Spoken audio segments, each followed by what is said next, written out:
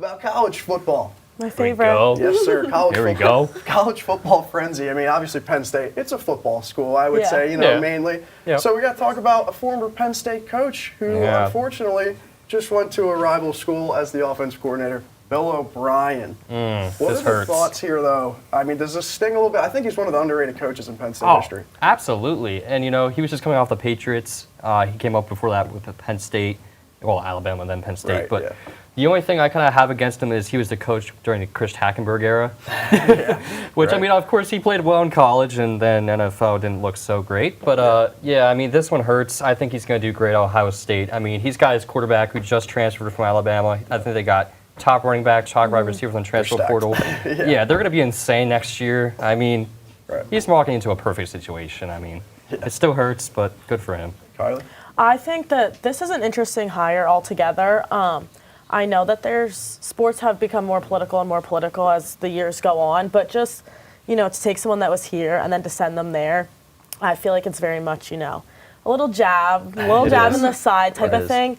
I get why they're doing it. Like you said, he's underrated. He did well. Like, he's going to do well wherever he goes, but I definitely do see, like, a little bit of a background here that not everyone is probably being told about. Just because that's how that rivalry is, that's how it works, and I get it, but it does make you wonder what the real motives behind that are at times. Yeah, for sure. Yeah, I actually agreed. I thought this one was interesting because, okay, he did well, but he did okay. Like, I don't think he ever excelled anywhere. He got fired by the Texans, I'm pretty sure. So I'm like, is this really the best guy Ohio State can find? So it does kind of feel like it's more of a, he's a really good coach, and more of a, what else can he benefit from this? Like X's and O's wise, very good coach. Even in college, like he could build a team character wise.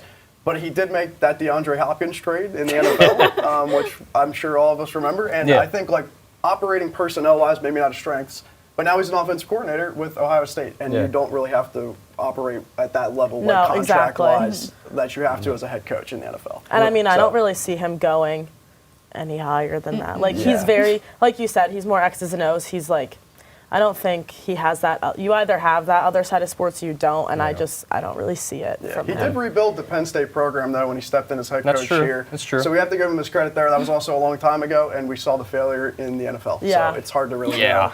But offensive coordinator-wise, I would trust that hire if you're Ohio State. I'd feel good about it next year. But it's hard not to with the roster that they have, like you mentioned, Steve, for sure. So we're going to move on, though. And look at now Sharon Moore, the offensive coordinator for Michigan, who just got hired to replace Jim Harbaugh. We all probably know Sharon Moore a little too well. After that game in Happy Valley this season. What are the thoughts on this hire? Does he replace Harbaugh? Is he at that level? Probably not, but what's the growing pains? What are we thinking, Steve? Yeah, it's really hard to say. Obviously, I mean, he did really well against Penn State, unfortunately. Cried in the post game, which I still think is kind of funny.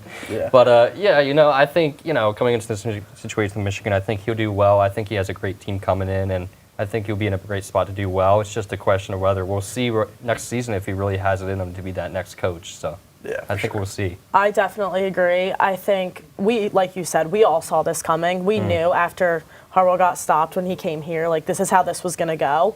I definitely feel they will find success this year. He was very successful against Penn State. He's worked under Harbaugh, so he knows what works for that program.